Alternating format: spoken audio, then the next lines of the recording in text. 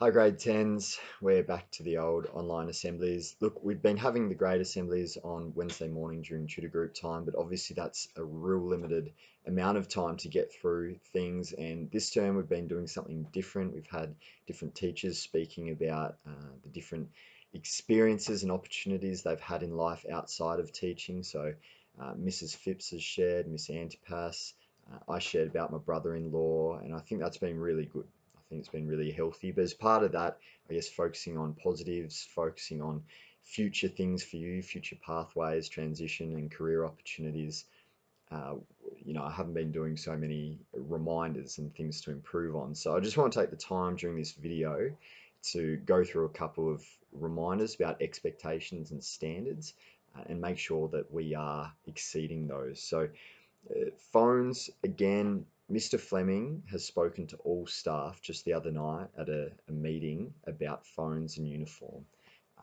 Phones are not to be out, so I think it's off and away all day is the saying the school is going with. So off, away in the locker, all day, no excuses. They're not to be out in class and not to be out in break time. This is not a Queechy thing. This is not just a northern Tasmania thing. This is not just a state thing, it's a national thing that is taking place because we realize that so many kids were struggling to interact with their peers because they were addicted to their phone. Teachers would be out on duty at break times and seeing kids just immersed in their phone, not talking to people around them.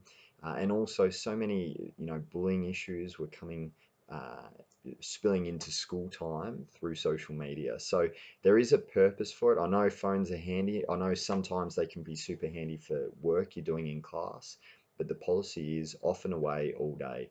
If you have a phone and are busted with it, you'll be asked to put it to your locker or return it to your locker and make up the time it takes you to take it there. Okay, if you don't want to hand it over or if you get uh, caught with it numerous times, this is what will happen. It'll be an instant 20-minute detention to start off with. If you get, let's say, three 20-minute detentions and there's no change in behavior, then we'll escalate by getting you to secure your phone at the office every day. So before you arrive or when you arrive at school, you take it there. At 3 o'clock when you go home, you go and pick it up from there. And if there's still no change in behaviour, we can also offer up some after school detentions, which we did last year as well. We get to stay at school until 5 now on Tuesdays. So we thought Tuesday would be a perfect time to have an after school detention. Again, you don't want that to happen. Don't put us in that position. You don't have to like the rules. You just have to go along with them. Okay, this is how society works. The rules aren't unreasonable. There's a purpose behind them. So please don't put us in a position where we're just constantly hassling you about phones. Be on time to class as well. Get there to tutor group. I've been watching the locker bays when the music goes. And I guarantee you there are some people deliberately just hanging around shooting hoops. There are some people just talking smack with their friends. For those people, there's no excuse not to be on time. If you can't be on time in a workplace, it reflects very poorly on your work ethic and your character. And as a general rule of thumb, employers will not keep you around. If you can't do well in the most minimum of requirements, the most basic of things, such as being on time, it is very difficult to trust you with anything bigger. Okay, so make sure you're on time. Drinks at school, in class, water is the only acceptable drink to have to class. You are not to go out during class time to fill up your drink bottle. You are old enough to organise that during break times. But I shouldn't be walking into class seeing orange juice, soft drinks, energy drinks, iced coffees. They are not for class time. Okay, so water only in class. You have your drink bottle filled before you get there. And please, if I catch you with energy drinks at school, I will confiscate them because they set some people off. They give them the sugar rush. They rock up to class all crazy, and no one enjoys dealing with that. So, energy drinks, I'm happy to make the call, not at school. They are not appropriate. If you want to do it in your own time, go for it. Swearing. Hey, I know adults that swear. I know plenty of teachers I've heard swear before. But in a public space, a public environment, it is not acceptable. There are far better ways to communicate. So for me personally, if I hear people swear, I'm trying to give them the option of doing 20 push-ups, 20 minutes of break time, or pick up 20 pieces of paper. you do need to learn a better way to communicate. Some of your language is disgusting around people and in public places, and it's offensive.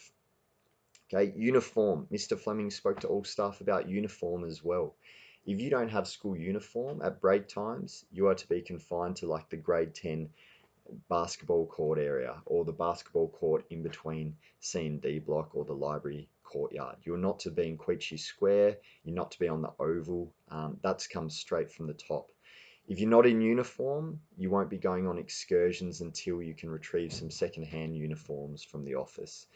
Some people, I find this really annoying. Again, you don't have to like the rules, you just have to get on board with it. There's a purpose to uniform. I've explained that last year and in previous videos and in grade assemblies. If you want to have that chat again, more than happy to talk through it with you, but I think we've been through it enough, and I'm sure you've written plenty of essays where they've used that as an example. Why should we wear school uniform? There is a reason for it. There are rules. You need to abide by the rules. Stop putting me in a position where I'm telling you to take your hoodie off all the time. Uh, do the right thing. Make it easy for the staff. Make it easy on yourself. Get in uniform, be part of the team, look schmick, and happy days. If there's constant issues with your uniform, we'll be calling home to say, hey, is there any reason for this? If you need support financially or whatever, we can help with that. We can support with that. But we'd rather you let us know rather than just, rocking up to school and being defiant about it. Also mentioned a more serious topic the other week, shared in grade assembly, not only about my brother-in-law, but about a student I went to school with, Dana. If anyone wants to read, this is the newspaper article that I keep in my drawer about the coroner's report, about the events that led to her death. The decision to use drugs led to her death. And so again, I guess just this year and even last year, there were kids in this grade that we are aware have experimented with drugs, that have carried drugs. There are parties going on where we're getting the vibe that maybe it's more prevalent than what we're aware of. Again, I'm pleading with you, please don't do it. Not even once. Just don't touch the stuff. And again, if you want to talk further, there's the proof. Someone who was an awesome young lady, had so much potential, bad decisions, and now she's no longer with us. So please consider that. Just to wrap up, thanks for your time and patience here. A couple of shout outs. Ashley Forrest, Hunter French, shout out to you. A few weeks ago, you showed real maturity and care and kindness and compassion in dealing with a fairly tricky sort of situation that arose. And I thought that was awesome. All the staff thought it was fantastic. That's exactly what we want to see in our students. So great job, guys. Well done. Big shout out to the main man, Kyle Clements, who is now in the running for the Queechee High Coleman Medal. He kicked 5 goals in one game a couple of weeks ago. So, Kyle, that was awesome. And I think it was your dad there as well that got to see it. So, he must have been really proud of you, mate. And so were we. So, awesome job there. Phoebe Clark, I know I've spoken to you, but shout out to you. Compared to last year, you just aren't on our radar. You're not wandering out of class like you used to. Your attitude's awesome. You're super friendly and approachable. It's been great chatting to you. Keep up the good work. You're smashing it. Really, really proud of you.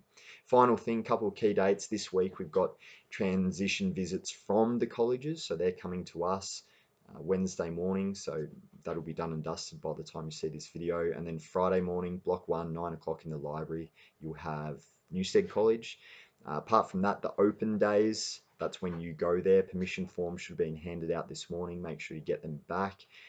Monday the 21st and Thursday the 24th of July is when you will go and visit Launceston College and Newstead College and get a feel for the environment, how they run the school and the classes and all that sort of stuff.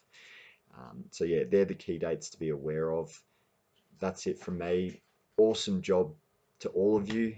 Let's continue to work hard, enjoy each day, do the right thing, and make it count. Thanks heaps for your time, guys. Much appreciated. Cheers.